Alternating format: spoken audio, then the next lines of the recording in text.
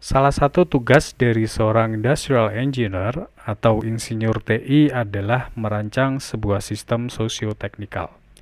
Di mana kita tahu salah satu komponen dalam sistem tersebut adalah manusia yang akan berinteraksi dengan komponen-komponen lain yang ada di dalam sistem. Salah satu sistem yang biasa dirancang atau didesain oleh seorang industrial engineer adalah sistem kerja.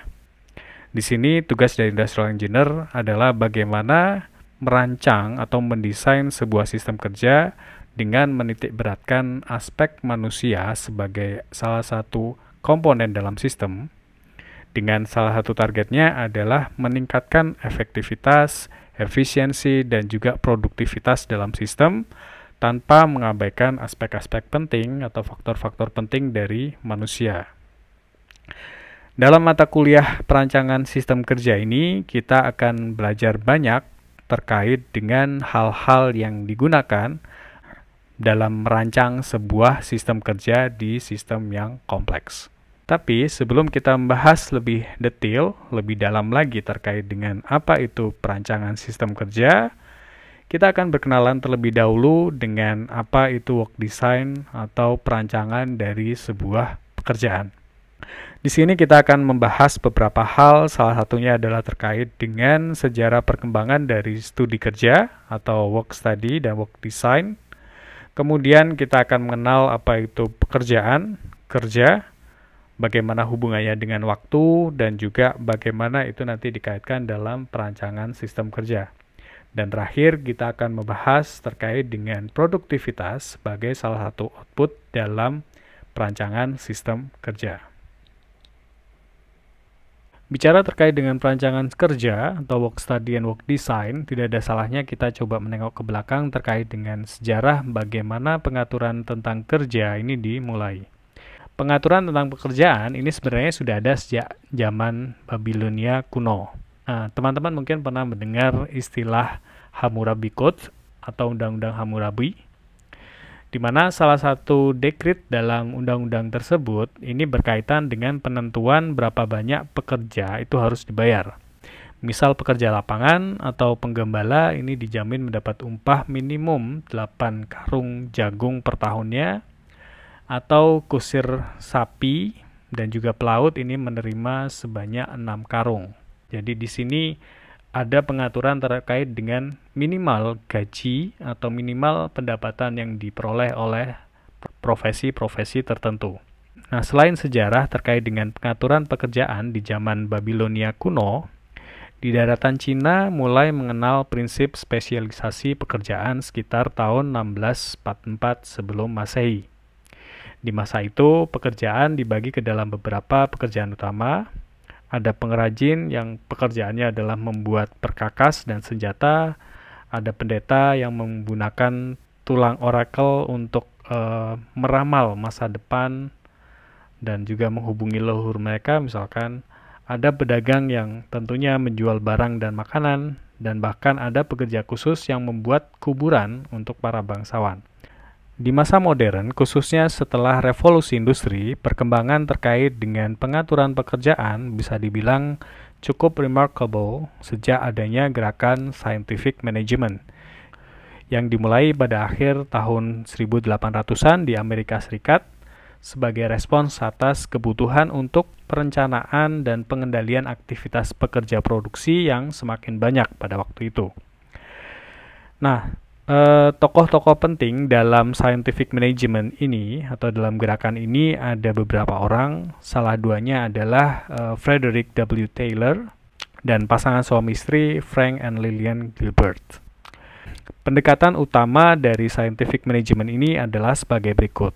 Yang pertama adalah terkait dengan motion study atau studi gerakan, di mana tujuannya adalah untuk menemukan metode terbaik dalam melakukan tugas tertentu atau pekerjaan tertentu, dan salah satu targetnya adalah bisa menghilangkan atau menurunkan adanya delay dari pekerjaan. Kemudian, prinsip yang kedua ini adalah berkaitan dengan studi waktu yang digunakan untuk menetapkan standar waktu kerja dari sebuah pekerjaan. Dari studi gerak dan studi waktu ini kemudian prinsip lainnya adalah terkait dengan penggunaan standar secara intensif di industry. Kemudian untuk penentuan sistem upah borongan dan insentif plan untuk pekerja. Dan yang terakhir, yang kelima adalah bagaimana pengumpulan data, pencatatan, dan akuntansi biaya cost accounting dalam operasi pabrik. Nah, pendekatan-pendekatan ini bisa dibilang saat itu adalah cukup revolusioner, terutama pada saat pertama kali diterapkan. Namun ini merupakan teknik yang mendasar dan sangat diperlukan untuk digunakan saat ini dalam bisnis dan industri untuk manajemen kerja. Kita akan berkenalan dengan tokoh historis dari studi terkait dengan pengaturan pekerjaan. Orang pertama yang akan kita kenali adalah Frederick W. Taylor. Jadi Frederick Taylor ini dikenal sebagai Bapak Scientific Management karena beliaulah yang pertama kali mungkin menerapkan pendekatan sistematisnya untuk mempelajari dan meningkatkan produktivitas dari sebuah pekerjaan. Scientific Management yang dikenalkan oleh si Taylor ini telah mempengaruhi manajemen pabrik di hampir setiap negara industri di dunia, khususnya di Amerika Serikat. Dapat dikatakan bahwa sebagian besar kekuatan produksi massal atau mass production di Amerika Serikat sana, terutama pada abad ke-20, ini disebabkan oleh prinsip-prinsip scientific management yang dikenalkan oleh Taylor. Taylor memperkenalkan time study atau studi waktu di Millville Steel antara tahun 1881 dan 1883. Waktu itu dia adalah mandor di bengkel mesin yang ada di Millville Steel. Nah, saat berada di sana, Taylor melakukan beberapa eksperimen di perusahaan yang kemudian menghasilkan peningkatan produktivitas yang signifikan di pabrik. Nah, setelah bekerja di Millville ini, di tahun 1889, Taylor kemudian pindah kerja ke Bethlehem Iron Works, di mana di Bethlehem ini Taylor melakukan dua eksperimen yang cukup terkenal, yaitu shoveling experiment dan pig iron handling experiment. Dalam shoveling experiment, Taylor mengamati bahwa setiap pekerja ini membawa skopnya sendiri-sendiri ke tempat kerja. Dan tentunya skopnya itu digunakan untuk melakukan penyekopan pada benda-benda yang berbeda pula. Akibatnya adalah waktu kerja ini menjadi tidak efisien karena bisa jadi dia menggunakan skop yang ukurannya kecil untuk benda kerja atau bahan yang besar misalkan. Nah, karena ukuran dan berat dari bahan-bahan ini berbeda, ini berarti berat per skop ini juga bervariasi secara signifikan. Nah, melalui eksperimen dengan para pengerja, dia menentukan bahwa skop dengan ukuran berbeda harus digunakan untuk bahan yang berbeda pula. Impact-nya adalah pekerja itu bisa memaksimalkan jumlah output kerjanya dan tentunya bisa meminimalkan cost atau biaya untuk perusahaan. Di studi lainnya, eksperimen lainnya, ini adalah terkait dengan penanganan pig iron atau besi kasar. Taylor meyakini bahwa pekerja lapangan yang memuat pig iron atau besi kasar dari tempat penyimpanan ke gerbong barang ini tidak menggunakan metode yang terbaik. Akibatnya, para pekerja tampaknya bekerja terlalu keras, kemudian harus beristirahat terlalu lama untuk memulihkan tenaga. Nah, pada saat itu, upah harian mereka adalah sekitar $1,15. Ini tahun 1898. Dan mereka rata-rata menghasilkan output pekerjaan sekitar 12,5 ton per harinya.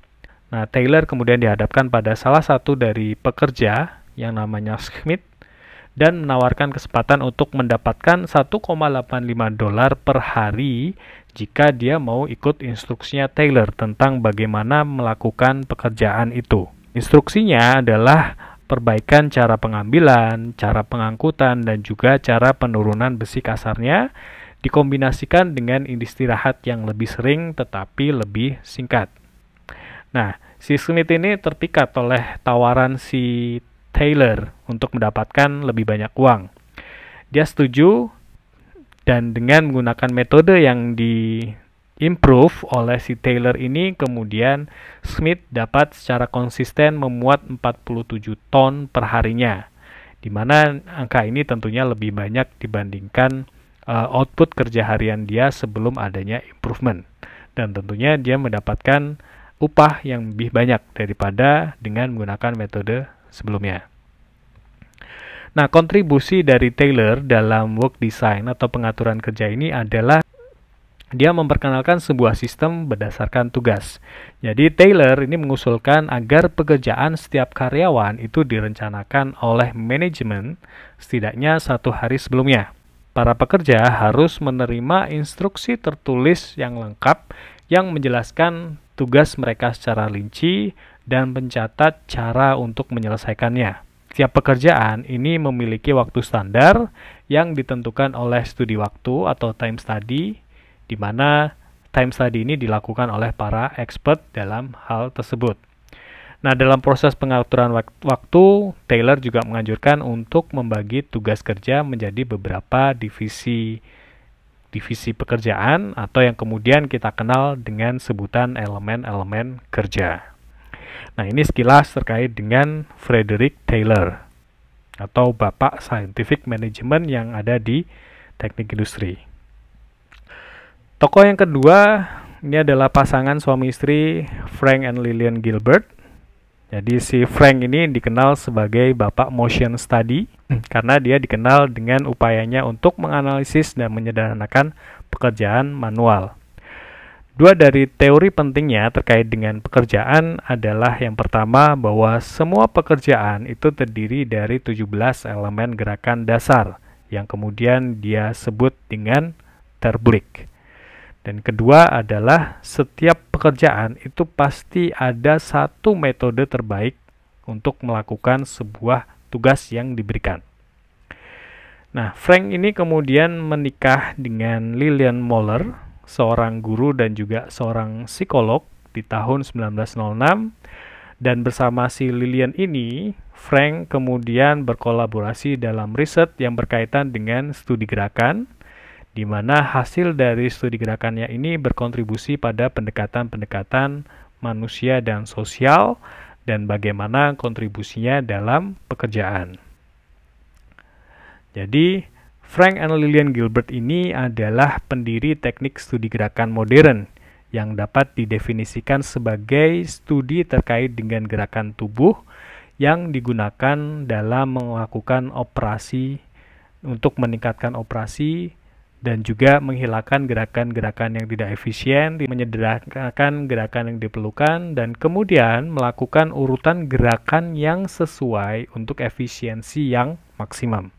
Frank dan Lillian ini awalnya memperkenalkan ide dan filosofi mereka terkait dengan motion study ini kepada pekerja bangunan di tempat dia bekerja. Jadi setelah melakukan evaluasi terkait dengan gerakan-gerakan atau aktivitas dalam pemasangan batu bata atau bricklaying melalui studi gerakan, kemudian mereka melakukan penyesuaian dan melatih operator bricklaying tersebut. Akhirnya para bricklayer tersebut ini mampu meningkatkan jumlah rata-rata batu bata yang bisa dipasang per jamnya. Dari yang semula 120 batu bata per jam menjadi 350 batu bata per pekerja per jamnya. Artinya di situ adanya aplikasi studi gerakan atau motion study itu bisa meningkatkan output dari seseorang ketika dia bekerja. Nah, Frank dan Lillian ini berusaha mencapai efisiensi maksimum bahkan dalam kehidupan pribadinya.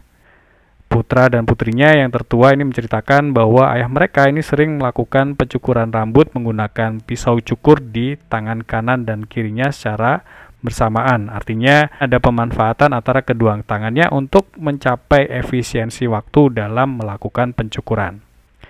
Selain itu, mereka juga sering menggunakan berbagai sinyal komunikasi untuk mengumpulkan semua anaknya yang saat itu mereka punya anak sebanyak 12 orang. Nah, kisah bagaimana Frank dan Lillian Gilbert ini mempraktikkan efisiensi dan studi gerakan di rumah mereka didokumentasikan oleh anak mereka, Frank Gilbert dan Ernest Gilbert, dalam sebuah buku yang berjudul Cheaper by the Dozen. Karena si Frank dan Lillian ini punya anak sebanyak 12 orang. Selain Frederick Taylor dan pasangan Frank and Lillian Gilbert, ada satu tokoh lagi yang berperan dalam work study atau pengaturan kerja. Nah, beliau ini adalah Henry Ford yang merupakan pendiri dari Ford Motor Company. Henry Ford memperkenalkan assembly line pada tahun 1913 di pabriknya, di pabrik mobilnya di Highland Park, dan adanya assembly line ini memungkinkan untuk terjadinya produksi massal atau mass production. Jadi adanya assembly line ini meningkatkan produktivitas pembuatan mobil dari semula 12 jam per mobilnya menjadi sekitar 93 menit per mobil. Nah, penggunaan assembly line ini kemudian memungkinkan Ford menjual mobil model T pada saat itu dengan harga kurang dari $500 pada tahun 1916. Sehingga kepemilikan mobil menjadi mungkin untuk sebagian besar penduduk Amerika pada saat itu.